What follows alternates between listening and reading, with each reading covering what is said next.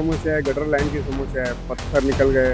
स्थानिक कॉर्पोरेटर को यहाँ के सभी लोग बोलते रहते हैं। ભાજપનું જે કહેવું છે ખાલી કહેવા પર જ છે ને લખાણ પર જ છે, બાકી જમીન પર રોડ પર કોઈ એનું કામ છે નહીં. જ્યારે ગટરો ઉભરાતી હોય છે એનો કોઈ નિકાલ નથી આવતો.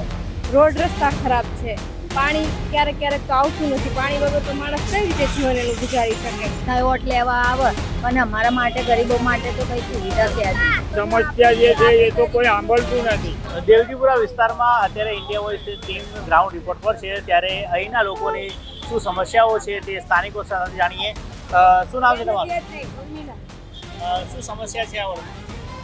બહુ સમસ્યા તો બહુ છે. ગેસના બાટલા વધી ગયા ભાવ, અમે ચૂલા પર રાંધીએ પછી ભાડા પર રહીએ. 2 દિવસ ઉપર જવી ત્યારે ભાડાવાળા એમ કહે છે કે અમને ભાડું આપો, ભાડું ખાલી કર. અમે વાસણનો ધંધો કરીએ અને 2 છોકરા છે. 6,000 ભાડા ભરીએ, ધંધામાં કંઈ નથી. 6,000 ભાડા ભરીએ છે. આ સમસ્યા છે અમારે આ બહાર અમે સુઈ રહીએ. હજુ મકાન તો બને પપ્પાનું છે, અમારું તો છે જ નહીં મકાન, અને અમને મળ્યું જ નથી મકાન. બહાર ગામથી જઈને બહાર આમ ફરી રહીએ તેના થઈ અને ધંધો કરીને અહીંયા આવીએ પાછા અહીંયા દુકાન બંધ થઈ જાય એટલે રાતે ઉઈ જઈએ. આટલી ગરમીમાં હા, મચ્છરોમાં ને એમાં છોકરા બીમાર થઈ જાય. 3-3, 4-4 છોકરા હેરાન થાય. નોકરી નહીં, ધંધો નહીં, અમારે કઈ. पानी की समस्या है, गटर लाइन की समस्या है, पत्थर निकल गए। टाइम से तो बहुत टाइम से समस्या है, 1-2 साल हो गए। स्थानिक कॉर्पोरेटर को यहाँ के सभी लोग बोलते रहते हैं। અમારા વિસ્તારમાં કોંગ્રેસ પાર્ટીનો એક ધારાસભ્ય છે કોર્પોરેટર, એ જ એને જ ઓળખે છે, એ જ કામ કરે છે. બાકી બીજેપીના તો કોઈ ધારાસભ્ય કે કોર્પોરેટરે અમે જોયા જ નથી કે અહીંયા કઈ દર આવ્યો ને કશું કામ કર્યું હોય કે કશું કર્યું હોય. સિર્ફ અકબરભાઈ ભટ્ટી છે, એ અમારું કામ કરે છે અને અમારા માટે સેવા આપે છે. બાકી કોઈ બીજેપીનો કોઈ ના ધારાસભ્ય આવે ના કોર્પોરેટર આવે, કોઈ અમારી તરફ જોતું જ નથી. મુખ્ય સમસ્યા મુખ્ય સમસ્યા તો શું કે દરેક જગ્યાએ મુસ્લિમ વસ્તી હોય કે હિન્દુ વસ્તી હોય કે નીચી જાતની વસ્તી હોય, એને હેરાન કરવામાં જ આવે છે. જે કે લાડી ગલ્લાવાળા હોય એટલે દબાણમાં ઉઠાઈ લે, હેરાન કરે. કે ઝૂંપડાવાળા ગરીબ માણસો એના ઝૂંપડા તોડી નાખે. અમીરોના હિતમાં જ સરકાર ચાલે છે, ગરીબોની સરકાર છે જ નહીં. એ પૂરા થયા છે ને હજુ થશે, વાદો છે ને થશે ને. બહુ સારું કામ કર્યું છે અકબરભાઈ ભટ્ટીએ. બાકી બીજેપીના કોઈ માણસે અમારા માટે કશું કર્યું નથી. અમે આશ લગાવી છે એમથી બી કોઈ દાડો અમારું બી સોચે ને અમારા માટે બી કોઈ કામ કરે. ભાજપનું કહેવું છે કે ભાજપ એ ગરીબોની સરકાર છે, ગરીબો માટે કામ કરે. એ ખાલી ભાજપનું જે કહેવું છે ખાલી કહેવા પર જ છે ને લખાણ પર જ છે, બાકી જમીન પર રોડ પર કોઈ એનું કામ છે નહીં.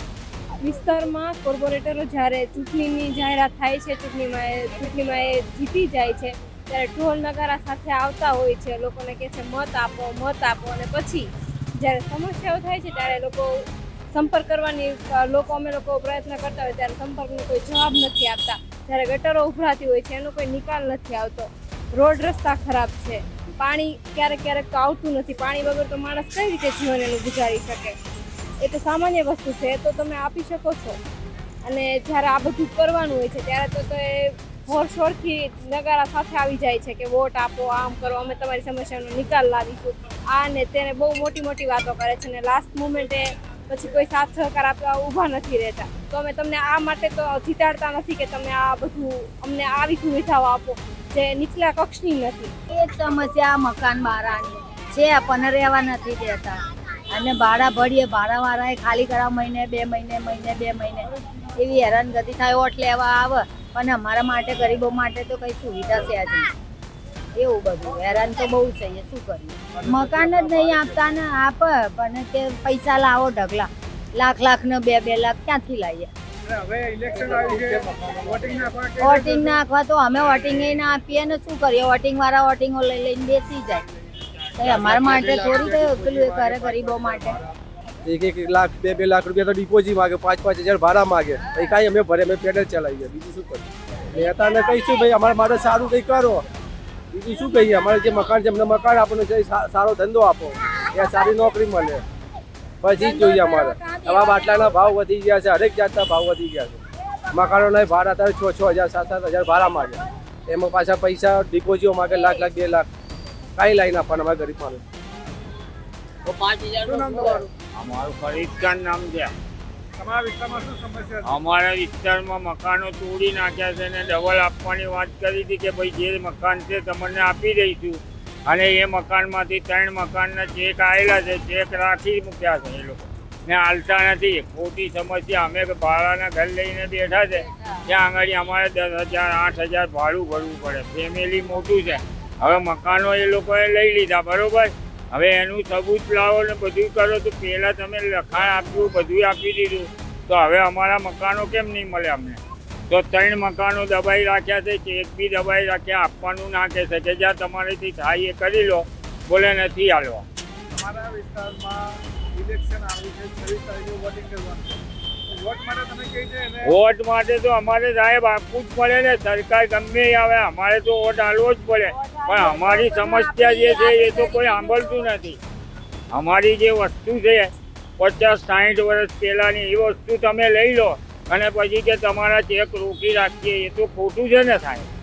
તો ફાઇલો બની ગઈ છે, ફાઇલો આપવાના બદલે એ લોકોએ પૈસા બી રોકી રાખ્યા છે ને ફાઇલો બી રોકી રાખી છે.